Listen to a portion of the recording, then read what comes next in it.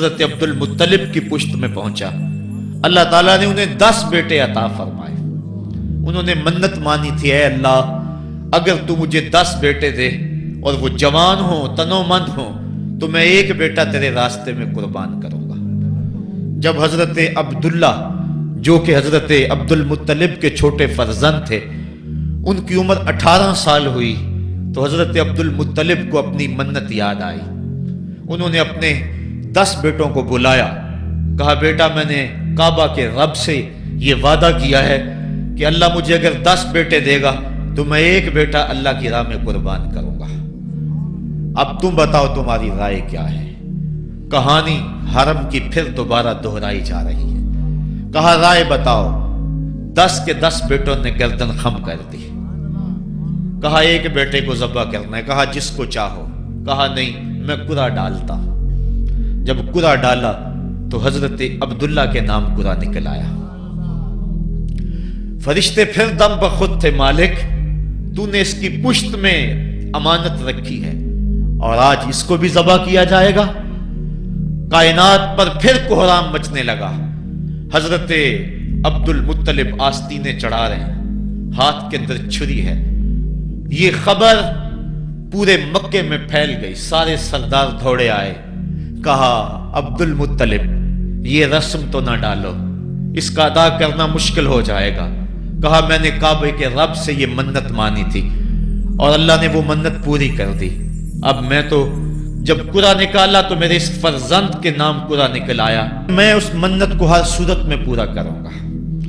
لوگ اکٹھے ہو گئے، منت سماجت کر رہے ہیں، لیکن حضرت سیدنا عبدالمطلب ہر صورت میں اپنی اس منت کو پورا کرنے کے لیے مصر ہیں۔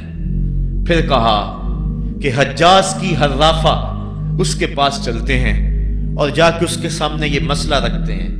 بعض نے لکھا کہ حجر کی کہنہ کے پاس جاتے ہیں۔ با اختلاف روایات وہ حجاز کی حرافہ کے پاس پہنچے۔ جب اس کا پتہ کیا تو وہ خیبر میں تھی، تو اس کے پاس سارے سردار اکٹھے ہو کے گئے کہ اس طرح ہمارے سردار نے منت مانی تھی تو اب وہ بیٹے کو ذبح کرنے کے لیے تیار ہے، تو تم بتاؤ کس کے بارے میں ہمیں کیا کرنا چاہیے۔ اس نے کہا کل آنا، میرا تابعی آئے گا تو میں اسے پوچھوں گی، جو مجھے کہے گا میں تمہیں بتا دوں گی۔ اگلے دن یہ سردار پھر اس حرافہ کے پاس پہنچے۔ اس نے کہا کہ میرا تابعی آیا تھا، پہلے تم یہ بتاؤ کہ تمہارے ہاں کسی شخص کی دیت کتنی ہے؟ جو شخص مقتول ہو اس کی دیت قاتل کتنی دیتا ہے؟ انہوں نے کہا 10 اونٹ۔ کہا جاؤ پھر ایک طرف 10 اونٹ رکھو اور ایک طرف عبداللہ کا نام رکھو اور قرعہ ڈالو۔ اگر 10 اونٹوں کی طرف قرعہ نکل آیا تو 10 اونٹ ذبح کر دینا، اور اگر عبداللہ کی طرف نام نکل آیا پھر دوبارہ 10 اونٹ ادھر اور رکھنا، 20 رکھنا، اور اس طرح اونٹ 10-10 بڑھاتے جانا۔ جب قرعہ عبداللہ کے نام سے ہٹ کر اونٹوں کی طرف نکلا تو پھر اتنے اونٹ ذبح کر دینا۔ میرے تابعی نے یہی حل بتایا ہے۔ کہا ٹھیک۔ آئے اور آ کے ساری بات سنائی۔ 10 اونٹ ایک سمت رکھے گئے اور حضرت عبداللہ کا نام ایک سمت رکھا گیا۔ جب قرعہ نکالا تو حضرت عبداللہ کے نام نکلا۔ پھر 20 اونٹ رکھے گئے، پھر قرعہ نکالا تو حضرت عبداللہ کے نام نکلا۔ پھر 30 اونٹ رکھے گئے، قرعہ حضرت عبداللہ کے نام نکل رہا ہے۔ 40 اونٹ رکھے گئے، 50 رکھے گئے، 60، 70، یہاں تک کہ 100 اونٹ رکھے گئے۔ 100 اونٹ جب ادھر ہو گئے، اب قرعہ نکالا تو اونٹوں کے نام نکل آیا۔ سارے خوش ہو گئے کہ اب قرعہ اونٹوں کے نام نکل آیا، عبداللہ کی جان بچ گئی۔ لیکن حضرت عبدالمطلب فرمانے لگے کہ میں ایسا نہیں کروں گا۔ کہا کیا کرو گے؟ کہا ایک مرتبہ نکلا ہے، 3 مرتبہ قرعہ ڈالو۔ اگر تینوں مرتبہ عبداللہ کے نام کی بجائے اونٹوں کے نام نکلا تو پھر میں سمجھوں گا کہ اللہ کی طرف سے یہی مرضی ہے، ورنہ میں اپنے بیٹے کی گردن پہ چھری رکھ دوں گا۔ اللہ اکبر۔ مکے کے اندر سردار بھی دعائیں مانگ رہے ہیں۔ اللہ اکبر۔ ام ایمن بھی دعا مانگ رہی ہے، مکے کے پربت دعائیں مانگ رہے ہیں، کائنات کا ذرہ ذرہ دعائیں مانگ رہے ہیں۔ قرعہ جب ڈالا گیا تو دوسری مرتبہ بھی قرعہ اونٹوں کے نام نکلا۔ اب تیسری مرتبہ جب کرہ ڈالا گیا تو ہر ایک کا دل دھڑک رہا ہے۔ حضرت عبد المطلب تیار ہیں، کہا اگر تیسری مرتبہ بھی کرہ اونٹوں کے نام نہ نکلا تو میں اپنے بیٹے کی گردن پہ چھری پھیروں گا، چونکہ میں نے کعبے کے رب سے منت مانی ہوئی ہے۔ جب تیسری مرتبہ کرہ ڈالا گیا تو وہ بھی اونٹوں کے نام نکلا، 100 اونٹ ذبح کر دیے گئے۔ حضرت عبداللہ جو کہ حضور کی امانت کے امانت دار تھے، ان کی زندگی محفوظ ہوئی۔ حضور علیہ السلام فرمایا کرتے تھے آنا ابن الذبیحین، لوگوں میں 2 ذبیحوں کا بیٹا ہوں، ایک ذبیح اسماعیل علیہ السلام ہے اور ایک ذبیح میرے والد حضرت عبداللہ رضی اللہ تعالیٰ عنہ۔ جلدی سے حضرت عبداللہ کی شادی کی گئی۔ حضرت آمنہ سلام اللہ علیہا آپ سے نکاح ہوا، شادی کو ابھی چند ماہ ہی گزرے تھے کہ حضرت عبداللہ رضی اللہ تعالی عنہ شام کی طرف تجارت کی غرض سے گئے۔ واپس جب مدینہ طیبہ پہنچے تو ان کی طبیعت خراب ہو گئی، تو وہ چند لمحے چند دن وہاں رک گئے، قافلہ بھی رکا لیکن طبیعت سنبھل نہیں رہی تھی، قافلے والے انہیں وہاں چھوڑ آئے اور واپس آ گئے۔ کچھ دنوں کے بعد خبر پہنچی کہ حضرت عبداللہ رضی اللہ تعالیٰ عنہ کا مدینے میں انتقال ہو گیا ہے۔ حضور علیہ السلام شکم مادر میں، فرشتوں نے کہا مالک تیرے نبی تو شکم مادر میں یتیم ہو گیا، اے اللہ تیرا نبی تو شکم مادر میں یتیم ہو گیا۔ آواز آئی آنا حافظہ و آنا ناصرہ و آنا کافلہ، تم کیوں پریشان ہوتے ہو، میں اس کی حفاظت بھی کروں گا، اس کی مدد بھی کروں گا، اس کی کفالت بھی کروں گا۔ حضرت آمنہ سلام اللہ علیہا کے دل میں یہ خیال تھا کہ میں اپنے شوہر نامدار جس کے چہرے کو ابھی میں نے جی بھر کے دیکھا بھی نہیں تھا اس کی قبر پہ جاؤں، لیکن جو امانت تھی اس امانت کے تقاضے ان کو اس سفر سے روکتے رہے، حتیٰ کہ حضور کی ولادت ہوئی۔ آقا کریم کی عمر جب 6 سال ہوئی تو اب ان کے دل میں یہ جذبے اور یہ احساس اجاگر ہوا اور یہ جذبہ بڑھ گیا کہ میں جاؤں اور اپنے شوہر نامدار کی قبر پہ حاضر ہوں۔ حضرت آمنہ سلام اللہ علیہا آپ اپنے نونہال فرزند کو لے کر ام ایمن جو کہ حضرت عبداللہ کی کنیز تھیں ان کو لے کر آپ پہنچے مدینہ المنورہ۔ کچھ عرصہ گزارا، اللہ کے محبوب علیہ السلام کو کسی یہودی نے دیکھا تو اس نے یہ خبر گرم کر دی کہ وہ جو موعود نبی ہے جس کا وعدہ ہماری سابقہ کتابوں میں ہے وہ یہی ہے۔ لوگ جوق در جوق دیکھنے آنے لگے تو حضرت آمنہ پریشان ہوئی اور جلدی سے وہ مکے کی طرف عازم سفر ہوئی۔ ابھی مکے سے 150 کلومیٹر کا فاصلہ باقی تھا کہ ابوا کے مقام پر حضرت آمنہ سلام اللہ علیہا کو سخت بخار ہو گیا اور حضرت آمنہ سمجھی کہ یہ میرا بخار جان لیوا ثابت ہوگا، تو انہوں نے ام ایمن کو بلایا، کہا لگتا ہے کہ یہ بخار میری موت کا باعث بنے گا، میں تمہیں وصیت کرتی ہوں کہ میرے بیٹے کو بحفاظت امیر قریش عبد المطلب تک پہنچا دینا۔ اور اس کے بعد حضور کو حضرت آمنہ نے بلایا، اپنے سامنے بٹھایا، سر پہ ہاتھ رکھا۔ حضرت آمنہ حضور سے کچھ باتیں کرنا چاہ رہی تھی۔ وادی ابوا کے اندر یہ منظر بڑا دل گداز تھا۔ حضرت آمنہ نے اب حضور کے سر پہ ہاتھ رکھا اور روتے ہوئے کہا، آنکھیں چھلکنے لگی، کہا بیٹا ہر نئی چیز نے پرانی ہو جانا ہے اور ہر باقی نے فنا ہو جانا ہے، میں بھی جا رہی ہوں وذکر باک وولدت طہرا، لیکن سنو میرا ذکر نہیں مٹے گا، میں تیرے جیسا پاکیزہ بیٹا چھوڑ کے جا رہی ہوں۔ یہ آخری لفظ تھے حضرت آمنہ سلام اللہ علیہا کے۔ اس کے بعد حضرت آمنہ سلام اللہ علیہا آخری ہچکی لی اور حضور سے ماں بھی جدا ہو گئی۔ آقا کریم علیہ السلام نے اپنی والدہ کو وہاں دفن کیا ام ایمن کے ساتھ مل کے، جیسے بھی ہو سکا۔ وہ کیا کسی نے کہا تھا تجھے کن پھولوں سے ہم کفن دیں، تو جدا ہی ایسے موسموں میں ہوا جب درختوں کے ہاتھ پھولوں سے خالی تھے۔ آقا کریم کی آنکھیں چھم چھم برس رہی ہیں، حضرت ام ایمن حضور کو اپنے ساتھ چمٹا لیا اور مکہ المکرمہ پہنچ کے حضور کے دادا کے سپرد کیا۔ 2 سال تک وہ حضور علیہ السلام کو اپنی کفالت میں انہوں نے رکھا۔ کعبۃ اللہ کے سائے میں ان کی مسند بچتی تھی اور ان کے بیٹوں میں سے اور قوم کے کسی فرد کو یہ ہمت نہیں ہوتی تھی کہ اس مسند کے اوپر بیٹھے، دور ہٹ کے بیٹھتے تھے، لیکن حضور جب آتے تو اس مسند کے اوپر چڑھ کے بیٹھ جاتے۔ حضور کے چچا اور حضور کے دیگر عزیز و اقارب کہتے کہ بیٹا نہ چڑھو، تو حضرت عبد المطلب کہتے رہنے دو، یہ بڑی شان والا بیٹا ہے۔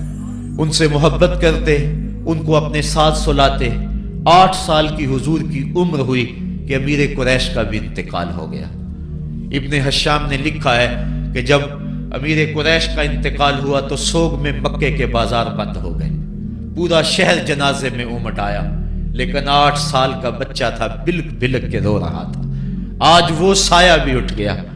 پھر چچا کی کفالت میں گئے اور انہوں نے جس انداز سے کفالت کی اور محبتوں کا ثبوت دیا وہ الفتوں کی ایک لمبی داستان ہے۔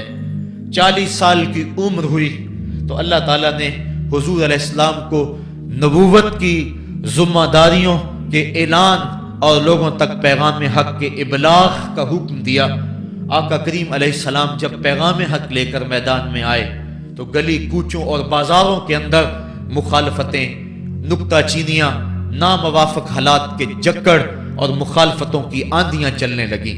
ابھی آپ سن رہے تھے کہ حضرت بلال حبشی کے ساتھ کیا سلوک کیا جاتا رہا، کس انداز کے ساتھ ان کے سینے پہ پتھر رکھ دیا جاتا۔ حضرت خباب بن ارد کے ساتھ کون سا سلوک کیا جاتا رہا، کون کون سے دکھ تھے جو روانہ رکھے گئے۔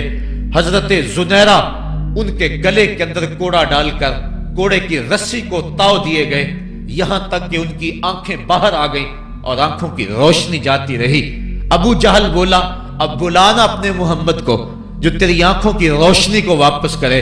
زنیرہ نے ہاتھ پھیلا لیے اور کہا عرش کے رب، میں ان آنکھوں کا نور کیا میرے بدن کے ٹکڑے ٹکڑے ہو جاتے، کبھی بھی تیرے سے زندگی نہ مانگتی، لیکن اب تیرے نبی کی عزت کا سوال ہے، میری آنکھوں کی روشنی واپس کر دے۔ روایات میں آتا ہے کہ اللہ نے حضرت زنیرہ کی آنکھوں کی روشنی واپس کر دی۔ تکلیفیں آئیں، دکھ آئے۔ مکے کے چوک کے اندر حضرت سمیہ کو نیزہ مار کر ابو جہل نے شہید کیا۔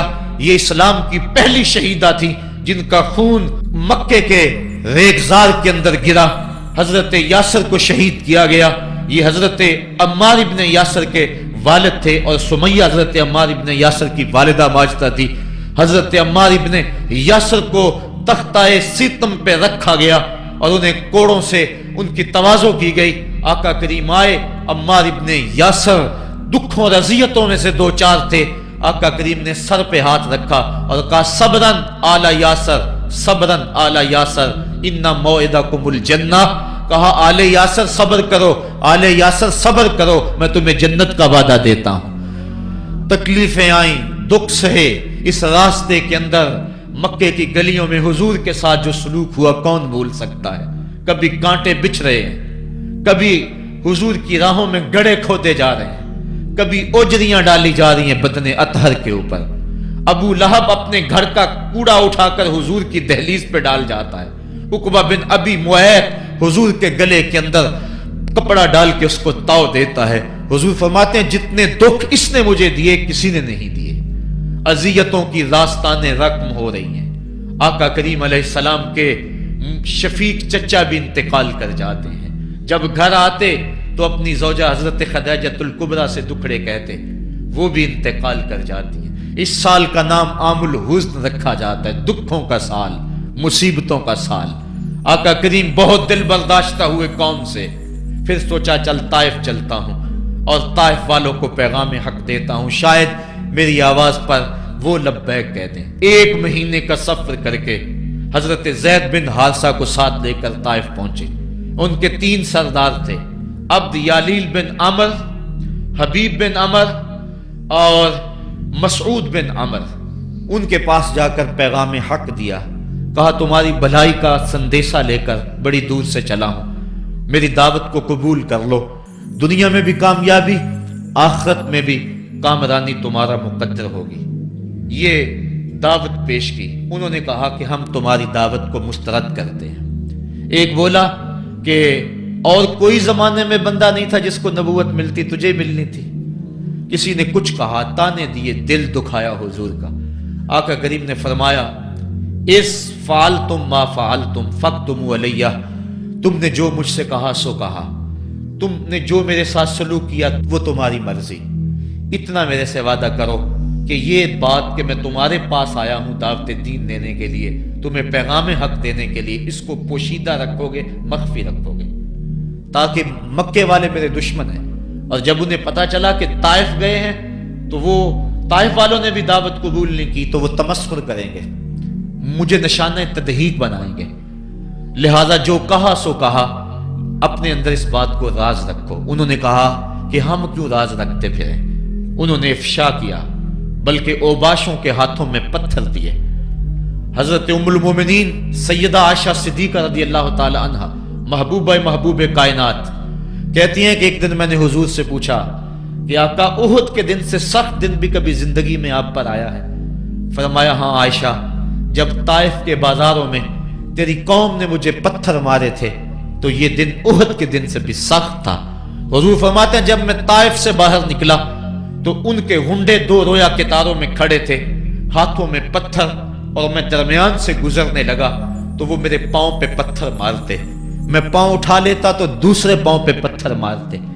फिर मैं शिद्दत दर्द और एहसास कर्ब से बैठ जाता तो उनके दो गुंडे आगे बढ़ते, मुझे कंधों से पकड़ के उठाते और फिर मुझे पत्थर मारते। फरमाया, है आयशा, ये दिन उहुद के दिन से भी सख्त था जब तेरी कौम ने ताइफ के बाजारों में मुझे पत्थर मारे। आका करीम अलैहिस्सलाम उहुद के अंदर जब हुजूर के चचा शहीद हुए, वो दिन भी तारीख इस्लाम का दर्दनाक दिन है। आका के सर पे पट्टी बंधी हुई थी, आंखों में आंसू थे और बार बार पूछते थे, मा फाला अम्मी, मेरे चचा की बात सुनाओ। जब बताया गया हुजूर हजरत हमजा शहीद हो गए तो आका करीम उनकी लाश पे गए, देखा कि उनका पेट चाक है, उनकी नाक काट दी गई है, उनकी जुबान काट दी गई है, उनका दिल निकाल लिया गया है, उनकी आंखों में नेज़े चुभोए गए हैं और उनके कान काट लिए गए हैं। आका करीम की आंखों में अश्क थे और आका करीम, मा फाला अम्मी, मेरे चचा का क्या हुआ? आका करीम अपनी जुबान पर ये लफ्ज ला रहे थे। और फिर जब हजरत सफी आई और उनके पास दो कफन के टुकड़े थे, दो कफन के कपड़े थे, जब हजरत अमीर हमजा को कफन दिया जाने लगा, कहा 7 अंसारी की लाश पड़ी हुई है, कहा इन्हें भी कफन दो। मेरा हमजा 2 कपड़ों में और इसे एक कपड़ा भी नसीब ना हो। मुहम्मद अदल करने आया है, इंसाफ करने आया है। अब जब कपड़े फैलाए गए तो एक कपड़ा लंबा था, एक कपड़ा छोटा था। अर्ज की हुजूर, ये जो बड़ा कपड़ा है ये अमीर हमजा रदियल्लाहु ताला अन्हु को दे दें और छोटा अंसारी को दे दें। कहा नहीं, मैं इंसाफ करने आया हूं, कुरा डाल लो, किसके हिस्से में कौन सा कपड़ा आता है। और जब कुरा डाला गया तो छोटा कपड़ा हजरत अमीर हमजा के हिस्से में आया और बड़े कपड़े में उस अंसारी सहाबी को कफन दिया गया। अब वो कपड़ा जब हजरत अमीर हमजा का सर ढांपते थे तो पांव नंगे हो जाते, पांव ढांपते तो सर नंगा हो जाता। आका करीम फरमाया, कपड़ा सर की तरफ कर दो और अजखर घास लेकर पांव की तरफ डाल दो। अल्लाह के महबूब अलैहिस्सलाम उस दिन इतने गमज़दा थे कि जब दोबारा मदीने पहुंचे तो हुजूर को पकड़कर खच्चर से सवारी से उठाकर हुजूर को जो है वो नीचे रखा गया। सख्त तकलीफ में थे, दुखों की जिंदगी, ताइफ के बाजार, फिर मदीने के अंदर जब वो माहौल आया, खूबसूरतियां आ गई, रोशनी आ गई, आसमान से हर दम नूर उतरने लगा। वो वक्त गया जब लोग पत्थर मारते थे, अब हुक्म हो गया, खबरदार मेरे नबी की आवाज से आवाज भी ऊंची नहीं करनी। खबरदार, तुमने मेरे नबी से कोई मसला पूछना है तो पहले सदका लो, फिर फकीर ढूंढो, फिर खैरात करो, फिर मेरे नबी की चौखट पे आओ। तुम्हें पता चले कि किस चौखट पे आ रहे हैं, किस दर पे आ रहे हैं। आका करीम अलैहिस्सलाम इस माहौल के अंदर घर में खुश हैं, आंगन में खुशियां हैं, फूल खिले हुए हैं। हजरत इब्राहीम अलैहिस्सलाम हुजूर के शहजादे हुजूर की रान पे बैठे हुए हैं। हजरत इमाम हुसैन भी दौड़ते दौड़ते आए और वो भी हुजूर की एक रान पे बैठ गए। हुजूर कभी हुसैन को देखते हैं, کبھی اپنے فرزند کو دیکھتے ہیں، کبھی حسین کو دیکھتے ہیں، کبھی حسین کے ماموں کو دیکھتے ہیں۔ حضرت ابراہیم اور حضرت امام حسین رضی اللہ تعالیٰ عنہ دونوں کو دیکھ کر اللہ کے محبوب خوش ہو رہے ہیں۔ فرشتہ نے اذن مانگا، آقا کریم نے اذن دیا، اس نے عرض کی حضور ان دو میں سے ایک کا اختیار ہے، ایک کو ایک کے بدلے میں قربانی دینا ہوگی۔ اب قربانیوں کی وہ حرم سے جو داستان چلی تھی وہ تسلسل ٹوٹنے نہیں پا رہا ہے، وہ تسلسل جاری ہے۔ حضور نے ایک نظر حضرت ابراہیم کو دیکھا اور پھر ایک نظر حضور نے حضرت امام حسین کو دیکھا، پھر حسین کو پکڑ کے سینے سے لگایا اور کہا میں اپنے اس بیٹے کو قربان کر رہا ہوں۔ چند دن کے بعد حضرت ابراہیم کا انتقال ہوا۔ حضور کو جب خبر پہنچی، آقا کریم کی آنکھیں آنسو برسا رہی تھی۔ وَأَيْنَ رسول اللہ تدمعان، حضور کی آنکھوں میں آنسو جاری تھے اور حضور اپنے بیٹے کے سرہانے بیٹھے، پیشانی پہ ہاتھ رکھا، کہا بیٹا آنکھیں رو رہی ہیں، دل غم زدہ ہے، لیکن زبان سے وہی کہوں گا جس سے رب راضی ہوگا۔ لیس منا من ضرب الخدود وشق الجیوب ودعا بدعوی الجاہلیہ، جو گریبان نوچتا ہے، منہ پہ تھپڑ مارتا ہے، سینہ کو بھی کرتا ہے، کہ ہمارے ساتھ اس کا کوئی تعلق نہیں ہے۔ آنکھوں کا غم اور دل کا غم رحمان کی طرف سے ہے، ہاتھوں کا غم اور زبان کا واویلا یہ شیطان کی طرف سے ہے۔ کہا بیٹا آنکھیں رو رہی ہیں، دل غم زدہ ہے، لیکن زبان سے وہی کہوں گا جس سے رب راضی ہوگا۔ اب امام حسین حضور کی گود میں کھیلتے ہیں، کبھی حضور اپنی زبان ان کے منہ میں دے رہے ہیں، کبھی حضور اس کو اپنے کندھوں پہ سوار کرا رہے ہیں۔ کسی صحابی نے کہا کتنی اچھی سواری ملی، کہا سواری دیکھ رہے ہو سوار بھی تو دیکھو۔ کبھی سجدے میں ہیں تو حسین پشت پہ آ کے سوار ہو جاتے ہیں، آقا سجدے کو طول دے رہے ہیں۔ حضرت اسامہ بن زید رضی اللہ تعالیٰ عنہ فرماتے ہیں رات کافی بیت چکی تھی، میں حضور کے در پہ گیا، صحابہ حضور کے در پہ چوکھٹ پہ دستک نہیں دیا کرتے تھے، حضور کی چوکھٹ پہ لگ کے بیٹھ جاتے، آقا کریم اپنی مرضی سے آتے، صحابہ دکھڑا کہہ لیتے، کہانی کہہ لیتے، جو پوچھنا تھا پوچھ لیتے۔ لیکن اگر کبھی حالت ناگزیر ہوتی، کبھی ایمرجنسی حالات بنتے تو صحابہ اپنی انگلیوں کے پوروں کے ساتھ حضور کے دروازے پہ دستک دیتے۔ کانت تکرہ ابواب النبی بالاظافر، اللہ اکبر۔ حضور تشریف لائے، حضور سے حاجت کہی۔ یہ 14ویں صدی کی مصیبت ہے کہ نبی سے مانگنا نہیں چاہیے، اگر نبی سے نہیں مانگنا تو کس سے مانگے؟ اور کون سی چوکھٹ ہے جس در پہ جھولی پھیلائیں؟ کون سا دوارہ ہے جہاں کشکول پھیلا کے کہیں کہ ہماری جھولی بھر دی جائے؟ اور جتنے بھی سہارے ہیں سبک کرتے ہیں، عزت نفس بڑھاتا ہے سہارا تیرا، ہر آسرا ذلیل کرتا ہے، نبی کا آسرا بندے کو سر بلند کرتا ہے۔ حضرت اسامہ بن زید کہتے ہیں میری حاجت پوری ہو گئی، لیکن میں نے کیا ماجرا دیکھا، جب حضور گفتگو کر رہے ہیں، دوران گفتگو اللہ کے محبوب کمبل اوڑھ کے یوں ہی آ گئے تھے، حضور کے دائیں بائیں سے حرکت کا احساس ہوتا ہے، جس طرح اندر کوئی چیز ہے۔ میری حاجت پوری ہوئی تو مجھ سے نہ رہا گیا، میں نے پوچھ لیا، میں نے کہا بندہ نواز یہ کیا ماجرا، آپ کمبل اوڑھا ہوا ہے اور اندر سے کسی کی حرکت کا احساس ہے۔ فکشفہ، حضور نے کمبل کو کھول دیا، فائز الحسن والحسین علی وارکیہ، تو ایک پہلو سے امام حسن لپٹے ہوئے تھے، ایک سے امام حسین لپٹے ہوئے تھے۔ کہا یہ میرے بیٹے ہیں، یہ میری بیٹی کے بیٹے ہیں، اے اللہ میں ان سے پیار کرتا ہوں، تو بھی ان سے پیار کر، اور جو ان سے پیار کرے میرے مالک تو اس سے بھی پیار کر۔ اور ایک دن فرمایا حسین منی وانا من الحسین، لوگو حسین مجھ سے ہے اور میں حسین سے ہوں۔ لمحے بیتتے گئے، پھر وہ جاں گداز لمحے بھی آئے جب صحابہ کی چیخیں نکل رہی تھی، جب مسجد نبوی اجڑ رہی تھی، جب حجرہ عائشہ کے اندر اللہ کے محبوب اپنے رب کے ہاں جانے کی تیاریاں کر رہے تھے، جب سیدہ فاطمہ کے لبوں پہ یہ لفظ تھے سبت علیہ مصائب لو سبت علی الارض سرنا لیالیا، میرے اوپر اتنی مصیبتیں پڑی، اگر یہ دنوں پہ پڑتی تو وہ بھی کالی راتیں بن جاتے۔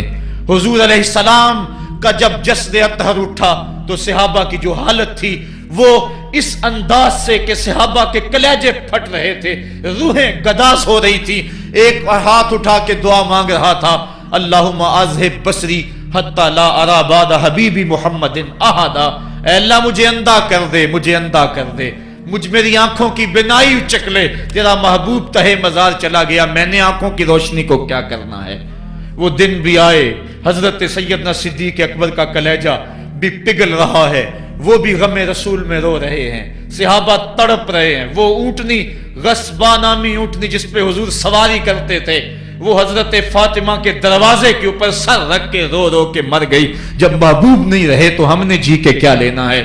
کائنات اجڑ گئی، جہان میں جو ہے وہ ہر سمت اندھیرا ہی اندھیرا چھا گیا، لیکن روشنی کے ٹمٹماتے ہوئے چراغ آج بھی روشن ہیں، جن کو دیکھ کر مصطفیٰ یاد آتے ہیں۔ لوگ ان شہزادوں کو دیکھ لیتے ہیں اور حضور کی یاد کو تازہ کر لیتے ہیں۔ وقت گزرتا گیا، پھر وہ لمحے بھی آئے کہ جب حضرت امام حسن کو زہر دیا گیا اور آپ کا کلیجہ کٹ کٹ کے کئی سو حصوں میں باہر آیا۔ آپ سے آخری لمحے حضرت امام حسین نے پوچھا کہ میرے بھائی کوئی وصیت؟ کہا بیٹا کوفے والوں سے بچ کے رہنا، ان کے دغے سے بچ کے رہنا۔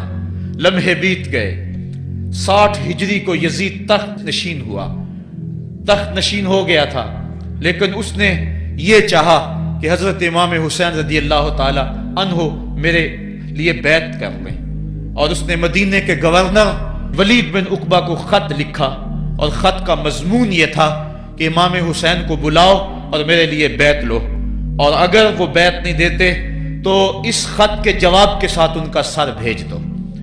ولید بن عتبہ محب اہل بیت تھا، اس نے رات کی کافی تاریکی کے اندر حضرت امام حسین رضی اللہ تعالیٰ عنہ کو پیغام بھیجا۔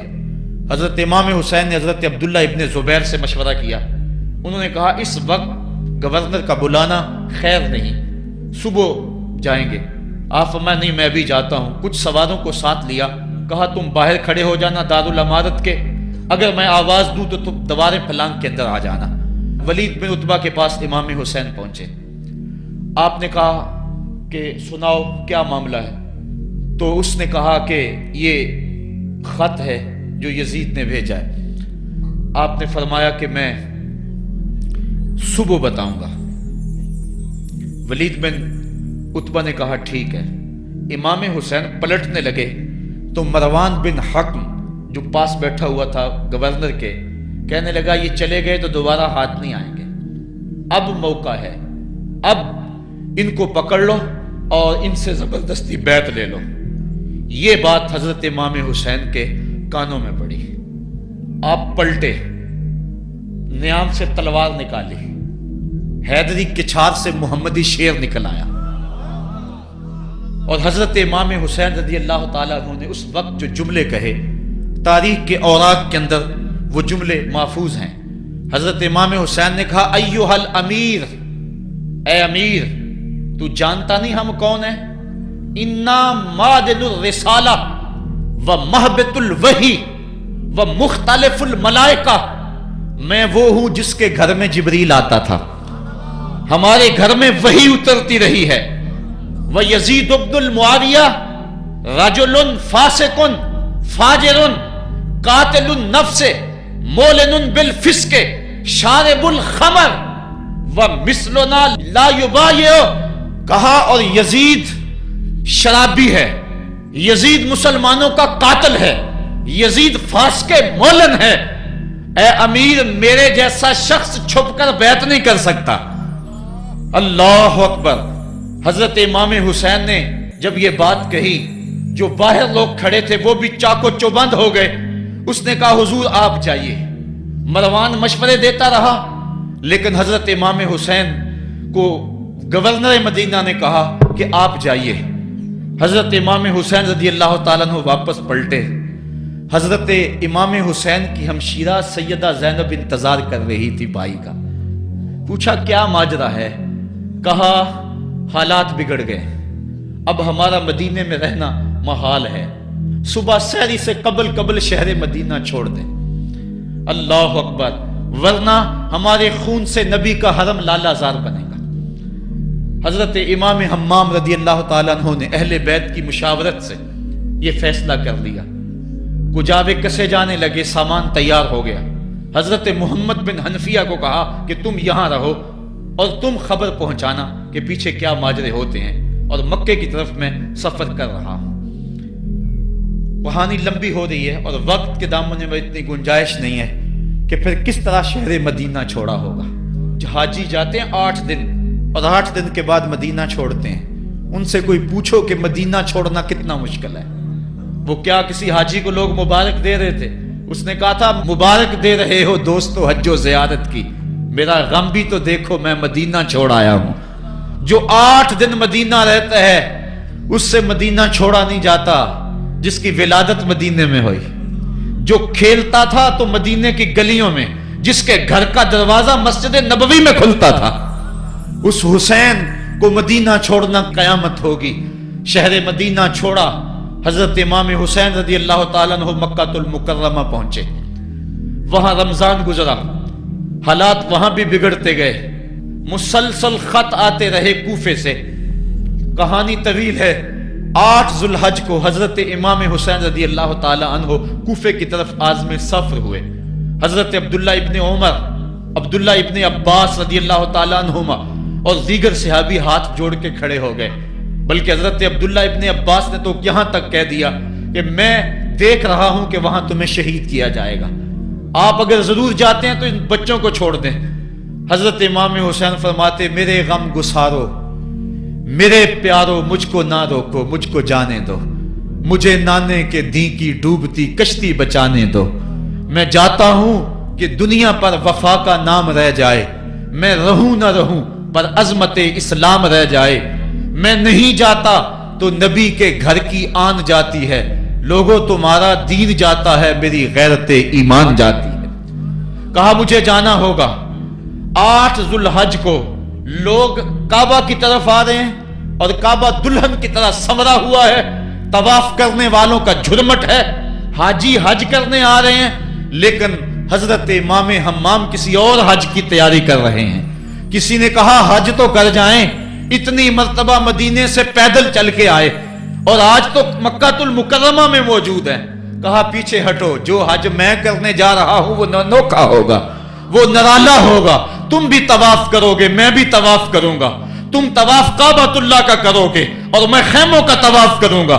ایک حج تمہارا ہے، ایک حج میرا ہے. تم بوسے لوگے کس کے حجر اسود کے، میں اپنے فرزند کا منہ چوموں گا. لوگوں ایک طواف تمہارا ہوگا، ایک طواف میرا ہوگا. تم آب زمزم پیو گے، میں پیاسا رہوں گا. اور تم کبھی صفا پہ کبھی مروہ پہ دوڑو گے، میں کبھی علی اکبر کی لاش اٹھانے جاؤں گا، کبھی میں قاسم کی لاش اٹھانے جاؤں گا، کبھی اون و محمد کے تڑپتے ہوئے لاشوں کو اٹھانے جاؤں گا. لوگوں ایک حج تمہارا بھی ہے، ایک حج میرا بھی ہے. جب تم حج کر لو گے تمہاری سائی مکمل ہو جائے گی تو تم سر مڈا کے حرام کھول دو گے، اور جب میری سائی مکمل ہو جائے گی تو میں سر کٹا کے حرام کھول دوں گا. تم سفید حرام پہنو گے، میں سرخ حرام پہنوں گا. اور وہ حج قیامت تک کے آنے والے حجوں کی آبرو ہوگا. حسین اگر نہ شہید ہوتا تو آج گھر گھر یزید ہوتا. اسلام کی عظمت عیاں نہ ہوتی، خدا کے گھر میں اذان نہ ہوتی. بار الہا نوحہ سناتا پھرتا، تا روز جزا اشک بہاتا پھرتا. امداد نہ کرتے اگر کربلا میں حسین، اسلام تیرا ٹھوکریں کھاتا پھرتا. کربلا کی تپتی ہوئی ریگزار میں حضرت امام حسین نے جبر و ظلم کے خلاف جس قوت سے کھڑے ہو کر عظیمت کی داستان رقم کی. 10 محرم کا دن تھا، جمعے کا یوم سعید تھا. بھیچ کربلا کے میدان میں دوپہر کے وقت جب نبی کا خاندان اجڑ رہا تھا، ایک ایک کلی اس چمن کی کٹ رہی تھی. 72 افراد 22,000 کے لشکر جرار کے مقابلے میں کھڑے تھے. وہ یزید جس نے اس کے علاوہ بھی بڑے جرم کیے، جس نے جو ہے وہ 1700 صحابہ کو مکہ المکرمہ میں شہید کیا، جس نے 700 حفاظ کرام کو شہید کیا، جس نے حضرت ابو سعید خضری کی داڑھی نوچ لی، جس نے مدینے کے اندر مسجد نبوی کے اندر گھوڑے باندھے، جس نے جو ہے وہ 3 دن تک مسجد نبوی کے اندر اذان نہ ہونے دی، وہ یزید آج کربلا کے تپتے ہوئے ریگزار کے اندر آل رسول کے ساتھ ظلم کی وہ داستان رقم کر رہا تھا کہ قیامت تک آنسو سسکیاں نہیں تھمنے پائیں گی. یزید مر گیا، اس کا نام مٹ گیا، اس کا تشخص مٹ گیا، لیکن حسین کا نام آج بھی زندہ ہے، اس کا پیغام آج بھی زندہ ہے۔ یہ ہزاروں کا مجمع، یہ امٹتے ہوئے محبتوں کے جذبات، یہ آنکھوں کا آنسوؤں کا خراج دینا، کیا یہ حسین ابن علی کی زندگی کی دلیل نہیں ہے؟ کون ہے جو یزید کا نام لیتا ہو؟ آج اگر کوئی یزید کا نام لیتا بھی ہے تو سر جھکا کے لیتا ہے۔ میں کہتا ہوں کیسا تمہارا لیڈر ہے جس کا نام لینے سے قبل شرمندہ ہوتے ہو، جس کا نام لیتے ہوئے شرمندہ ہوتے ہو، جس کا نام لینے کے بعد پسینہ پسینہ ہوتے ہو۔ تم اپنے قائد اور لیڈر کا نام لیتے جھجکتے ہو، گردن جھکا کے دائیں بائیں دیکھ کے نام لیتے ہو، اور جب ہم نام اپنے آقا کا لیتے ہیں سر اٹھا کے لیتے ہیں۔ اے حسین ابن علی تم پر سلام۔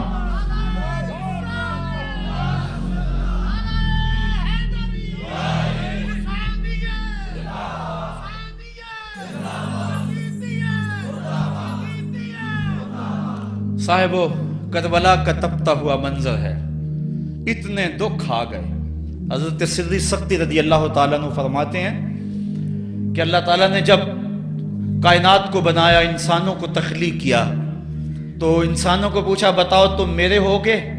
سب نے کہا مالک ہم تیرے ہیں۔ لیکن جب دنیا کو پیدا کیا تو 9 حصے دنیا کی طرف ہو گئے، 1 حصہ اللہ کی طرف رہ گیا۔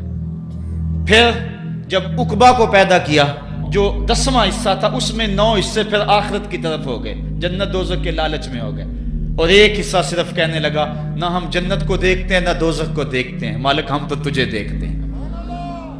پھر جب اللہ تعالیٰ نے بلاؤں کو پیدا کیا، آزمائش اور امتحانوں کو پیدا کیا، تو 10ویں حصے کے اس 10ویں حصے میں پھر 9 حصے جو ہے وہ پیچھے ہٹ گئے۔ 1 حصہ ایسا تھا جس نے گردن جھکا کے کہا زمین و آسمان کی بلائیں بنا کے ہمارے گلے کا توق بنا دے، تیرے راستے سے نہیں ہٹیں گے۔ کربلا کے تپتے ہوئے ریگزار میں وہ منظر رقم ہونے والا ہے۔ ایک قربانی منا میں ہوئی تھی، غریب و سادہ اور رنگی ہے داستان حرم، نہایت اس کی حسین اور ابتدا ہے اسماعیل۔ وہاں دمبا آ گیا، آگے 100 اونٹ آ گئے، اور آج اللہ اکبر، حضرت امام حسین کربلا کے تپتے ہوئے ریگزار میں 22,000 کے لشکر کے سامنے کھڑے۔ کہا لوگو میرا حق پہچانو، میرے خون سے اپنے ہاتھ نہ رنگو، مجھے پہچانتے ہو کہ میں کون ہوں؟ کہا لوگو جلدی نہ کرو، میرے حق کو پہچانو۔ اس وقت روئے زمین پر کسی نبی کی بیٹی کا بیٹا موجود نہیں ہے۔ لوگو میرے راستے سے ہٹ جاؤ اور میرے خون سے اپنے آپ کو ابدی بدبختیوں کا شکار نہ کرنا۔ بلکہ آپ نے نام لے لے کے فرمایا کہ اے زید بن حارث، اے ابن دبی، اے ابن جبیر، اے فلاں فلاں، نام لے کر کہا تم نے خود ہی خط لکھے تھے۔ انہوں نے کہا ہم خط نہیں لکھے۔ آپ نے وہ چمڑے کا تھیلا تھا اس کو الٹ دیا، کہا یہ تمہارے خط ہیں اور آج تم مکر گئے ہو۔ انہوں نے کہا کہ سیدھی بات ہے، یا تو بیعت کرو اور یا پھر مرنے کے لیے تیار ہو جاؤ۔ حضرت امام حسین نے کہا کیسی بات کرتے ہو، اگر میں نے بیعت کرنی ہوتی تو مدینہ کیوں چھوڑتا، اس جائے پناہ کو کیوں چھوڑتا۔ دولت کی تجوریاں کھول دی گئیں، پیشکشیں کی گئیں۔ حضرت امام حسین فرمایا یہ کبھی نہیں ہو سکتا، جس سے صرف حق ہی قبول ہو، یہی جس کا اصل اصول ہو، جو نہ بک سکے جو نہ جھک سکے، اسے کربلائیں ہی راز ہیں۔ پھر جبر کی آندھی چلی، ایک ایک کر کے جانثار راہ خدا میں قربان ہوتا گیا۔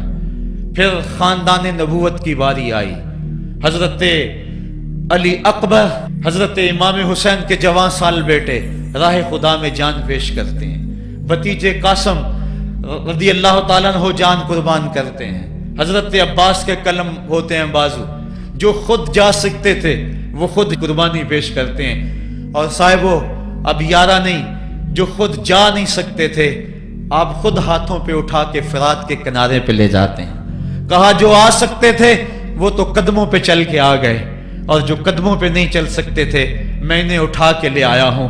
پھر ایک 2 شاخہ تیر حلق اصغر میں پیوست ہوتا ہے، خون چلو میں دے کر آسمان کی طرف اچھالتے ہیں، اور پھر اللہ کی بارگاہ میں عرض کرتے ہیں ربنا تقبل منا ھذا القربان، میرے مالک حسین کی یہ قربانی بھی قبول فرما لے۔ یہ کام آسان نہیں ہے، जिगर पारा हाथों में तड़प के ठंडा हो जाए और फिर भी सब्र का मुजाहरा किया जाए और अल्लाह की रिजा पे राजी हो जाए।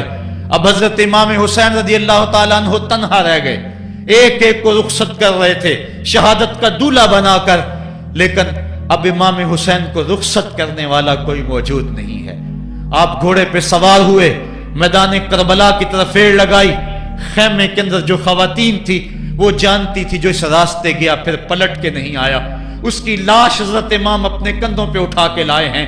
अब इस हुसैन इब्ने अली की लाश कौन उठाएगा? कहा सबने के हुसैन ना चाहिए, कहा मैं नाने के दीन के लिए जा रहा हूं। मैदान अमल में गए, तेगे बरा चमकी, लोगों के सर काट रही है, आवाज आ रही है ये कौन जी वकार है, बला का शाह सवार है, लिबास है फटा हुआ, गुबार से अटा हुआ, लख्त लख्त कटा हुआ, फिर भी है डटा हुआ, तमाम जिसमें नाजनी छिदा हुआ कटा हुआ, फिर भी है डटा हुआ, ये नबी का नूरे ऐन है, ये बिल यकीन हुसैन है। हुसैन इब्ने अली ने करबला के तपते हुए रेगजार के अंदर वो अजीमत की दास्ताने रकम की और फिर बोछार तीरों की, एक तन्हा सैयद ज़ादा और हजारों तीर चारों समत से उनके ऊपर बरसने लगे। किसी ने नेजा मारा, किसी ने तीर मारा। जब हजरत इमाम हुसैन घोड़े की जीन से नीचे उतरे तो उस वक्त आपके बदन पर 33 जख्म तलवारों के थे, 34 नेजे के अनिया आपके जिस्म के अंदर खुबी हुई थी। और मुहतात रिवायात के मुताबिक जब बाद में आपका पैराहन उतारा गया तो उसके अंदर 113 सुराख तीरों के निकले और वो तीर जिस्म में पैवस्त थे। और जब घोड़े की जीन से फर्शे जमीन पर गिरे, लगा जिस तरह रेहल से कुरान गिर गया हो। हजरत इमाम हुसैन रदी अल्लाह ताला अन्हो जब घोड़े की जीन से फर्शे जमीन पर गिरे तो वो जो तीर जिस्म में खुबे थे वो और पैवस्त हो गए, खूने मुश्कबू रेत के जर्रों पे बहने लगा। गोया इस्लाम का दिल धरती के ऊपर है, कायनात राशे में आ गई, करबला की धरती का कलेजा कांप रहा है। हजरत उम्मे सलमा को हुजूर ने करबला की मट्टी दी, कहा जब ये खून बन जाए तो समझ लेना कि मेरा हुसैन शहीद कर दिया गया है। वो मदीने के अंदर ख्वाब देखती हैं कि आका करीम अलैहिस्सलाम दाढ़ी मुबारक के अंदर गर्द मुबारक पड़ी हुई है और बाल उलझे हुए हैं, घबरा के उठ खड़ी हुई कि क्या माजरा है। और जल्दी से उस शीशी को देखा तो वो शीशी का जो मट्टी रखी हुई थी वो खून बन गया था। और आपने कहा अहले मदीना सुन लो, हजरत इमाम शहीद कर दिए गए हैं। इधर इमाम हुसैन खून और खाक के अंदर तड़प रहे हैं और आपके जिस्म नाजुक पर बर्छियों, तेगों और तलवारों के साथ जो है वो लोग वार कर रहे हैं। सनान बिन अंस नखी आगे बढ़ा लेकिन सर काटने की हिम्मत ना पड़ी, उसने नेजा मारा और आपके गले के करीब वो नेजा पार कर गया और खून का फवारा फूटा। जरा बिन शुरैक ने आपकी पेशानी पे नेजा मारा, आप घबरा के गिरे, उठे और फिर गिर गए और फिर आपने अपनी पेशानी सजदे में रख दी। अपना खून जो था वो चेहरे पे मल लिया। हुसैन ने सुर्ख रंग के खून का जो खजाब था वो अपने दाढ़ी पे लगा लिया कि कल मैं अपने नाना को ये रंगत भी दिखाऊंगा। हरम की वो दास्तां जो मना से शुरू हुई थी आज उसकी तकमील हो रही है। वो गरीब और सादा और रंगीन दास्तां हजरत इमाम हुसैन रकम कर रहे हैं। खून से दाढ़ी रंग गई और आपके माथे के ऊपर ज़रा बिन शुरैक ने वो जो नेजा मारा था उससे आप संभल न सके, उठ के फिर नीचे गिरे, पेशानी को सजदे में रखा और सजदे में रख के अल्लाह की बारगाह में आखिरी लफ्ज जो मेरे इमाम की जुबान से निकले दिलों की तख्तियों पे नोट कर लो और देखो। अल्लाह ताला के बंदे हजरत खलील ने दुआ मांगी थी, ऐ मेरे मालिक, ऐ मेरे मालिक, मैं इस जगह पे अपनी ज़ुर्रियत औलाद को छोड़ के आबाद करके जा रहा हूं और दुआ करता हूं कि वो नमाज को कायम रखें। आज उस दुआ की तकमील का मंजर लोगों के सामने है कि 113 तीर जिस्म में खुबे, 34 तलवारों के घाव, और वो भी रावी कहते हैं कि एक एक घाव में कितनी कितनी तलवारों के जख्म थे और नेजे की अनिया जिस्म में खुबी हुई थी। आपके कलेजे के अंदर नेजे की अनी को तोड़ दिया गया था। इस मौके पे हजरत इमाम हुसैन रज़ी अल्लाह ताला अन्हु ने अपने आप को संभाल के पेशानी को रेत के ऊपर रखा और अल्लाह की बारगाह में आखिरी लफ्ज हजरत इमाम हुसैन के लबों पे जो मचले, खून निकल रहा था اور خولي بن یزید آگے بڑھ کے سر انور کو جدا کرنے کی تیاریاں کر رہا تھا. سنان بن انس آگے بڑھا لیکن کپ کپا کے پیچھے ہو گیا. خولي بن یزید آگے بڑھا, وہ بھی پیچھے ہو گیا.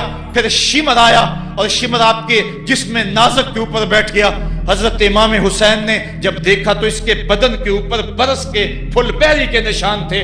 تو حضرت امام حسین کی زبان سے نکلا صدق اللہ و صدق رسول اللہ, میرے آقا میرے اللہ نے سچ کہا. اس نے کہا کیا سچ کہا؟ کہا ایک دن میں حضور کی خدمت میں حاضر تھا تو حضور نے فرمایا تھا میں دیکھ رہا ہوں ایک چتکبرا کتا میری اولاد کے خون میں منہ مار رہا ہے. آج میں دیکھ رہا ہوں کہ مصطفیٰ کریم کا وہ فرمان جو ہے وہ پورا ہو رہا ہے. وہ غصے میں آیا. امام جلدی اپنی پیشانی سجدے میں رکھی اور اللہ کی بارگاہ میں امام کے آخری لفظ تھے اللہم رضن بقضائک وصبرن علی بلائک تسلیما لامرک سبحان ربی الاعلی سبحان ربی الاعلی سبحان ربی الاعلی. مالک بھائی بیٹے بھتیجے بھانجے جانسار آیان و انصار سب کچھ لٹا کے عباس کے بازو کٹا کے جو جا سکتے تھے انہیں بھیج کے جو جا نہیں سکتے تھے خود اٹھا کے لے جا کر کے عباس کے بازو قلم کروا کے یہ خیمے کے اندر بچیاں یتیم ہو گئی ہیں, سہاگ اجڑ گئے ہیں. میرے مالک سب کچھ لٹا کے نبی کا گھر اجڑ گیا, ایک ایک پتی گر گئی. جن کو بلایا گیا تھا آج ان کی میزبانی تیروں تلواروں اور نیزوں سے ہوئی. لیکن مالک تو دیکھا میری زبان پہ ہائے نہیں آئی, میں نے اف تک نہیں کی, زخم پہ زخم کھا کے جی, خونے جگر کے گھونٹ پی, آہ نہ کر لبوں کو سی. یہ عشق ہے, یہ دل لگی نہیں, یہ محبت ہے. یہاں لوگ مصلوب بھی ہوتے ہیں, یہاں لوگ سولی بھی چڑھتے ہیں. حکم ہوتا ہے خبردار اگر آہ بھی کی تو صابروں سے نام کاٹ دوں گا. کہا مالک اللہم رضن بے قضائے کا, جو تقدیر تھی میں اس پہ راضی ہو گیا. وصبرن علی بلائے کا, مالک تو نے دیکھا میں نے صبر بھی کیا. تسلیماً لامرے کا, مجھے مالک اعتراض بھی کوئی نہیں, جو تیرا حکم تھا میں نے اس کو تسلیم بھی کر لیا. سبحان ربی الاعلی, مالک تو بڑا ہے, تو بڑا ہے. حسین سب کچھ لٹا کے, بچے کٹا کے, بازو کٹا کے, گھر اجاڑ کے مالک تیری بارگاہ میں حاضر ہو رہا ہے اور اتنا کچھ کرنے کے باوجود بھی تیرے پہ راضی ہے. میرے مالک تو بھی بتا, تو بھی حسین پہ راضی ہوا ہے یا کہ نہیں ہوا ہے؟ تو بھی حسین پہ اب راضی ہوا ہے کہ نہیں ہوا؟ آواز آئی اس پیاسے پر علی شیر خدا کو ناز ہے, اس نواسے پر محمد مصطفیٰ کو ناز ہے. اوروں نے بھی سجدے کیے پر اس کا عجب انداز ہے, اس نے وہ سجدہ کیا جس پر خدا کو ناز ہے.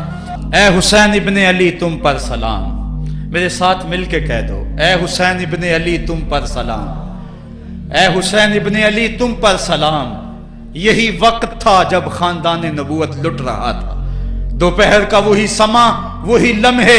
ان ہواؤں کو ہاتھ جوڑ کے کہو ہمارا سلام کربلا والے آقا کے حضور پہنچا دے اور عرض کرو اے حسین ابن علی تم پر سلام, نازش آل نبی تم پر سلام, تم پہ لاکھوں رحمتیں لاکھوں سلام. اے شہیدان محبت کے امام, لالا گوں لالا بدن لالا کفن, اے چمن اندر چمن, زندگی ہی زندگی تیری حیات, اے حیات اندر حیات. افتخار ملت بیضا ہے تو, رب کعبہ کی قسم یکتا ہے تو.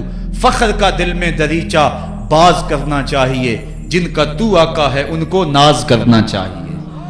ہم واہ حسین والے ہیں, آ حسین والے نہیں ہیں. واہ حسین تیری عظمتوں کو سلام. کو ہمالیہ کا کلیجہ بھی پھٹ جاتا, شک ہو جاتا, لیکن اتنے زخم کلیجے پر جوان بیٹے کی لاش کو کندھوں پہ اٹھا کے لانا کوئی مذاق تو نہیں ہے. حضرت امام حسین نے جبر کے خلاف کھڑے ہو کر قیامت تک کے لیے راہ عمل چھوڑا. حضرت اقبال خراج پیش کرتے ہیں آ امام عاشقاں پورے بطول, سروے آزاد تبستان رسول. اللہ اللہ بائے بسم اللہ پدر, مانائے ذبح عظیم آیت بسر.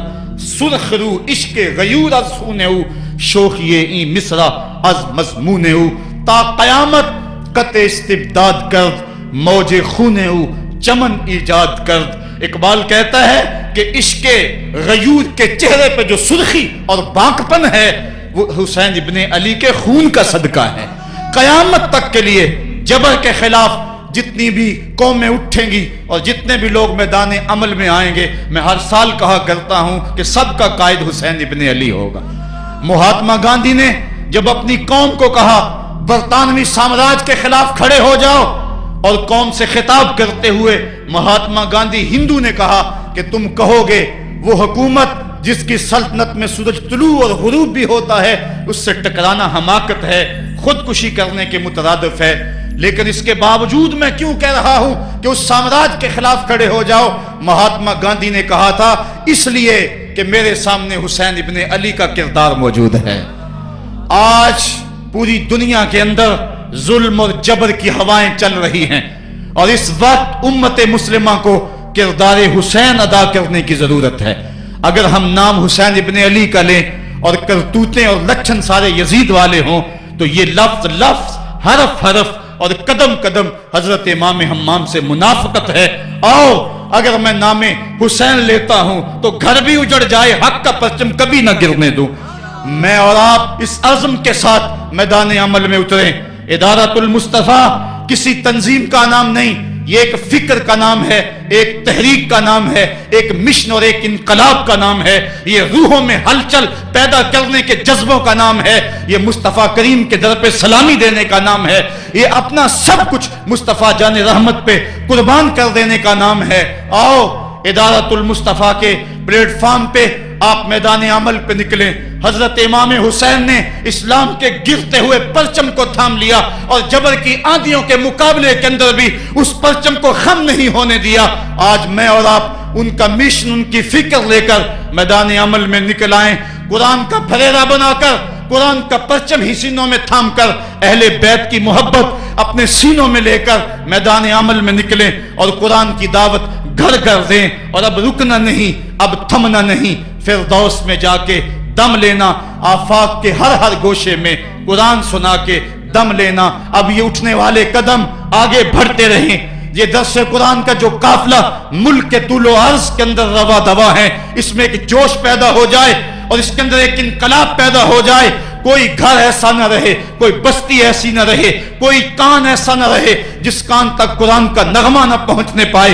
इदारतुल मुस्तफा के जवां साल मुबल्लिग गली गली कूचे कूचे फैल जाएं, और जो दाई हैं, दावत देने वाले हैं, अगर वो खुद पैगाम पहुंचा सकते हैं तो असहद बिलाल इंदल्लाह अशहद, बिलाल की असहद भी अल्लाह को कबूल है। वो टूटे फूटे लफ्ज लेकर मैदान अमल में निकल आए, वरना वो सीडीज ले लें, वो और कुछ कुतब ले लें, वो दीन के का नारा ले लें, वो पैगाम हक ले लें, और गली गली कूचा कूचा उसवा शब्बीरी और नामे हुसैन की दुहाई देते चले जाएं।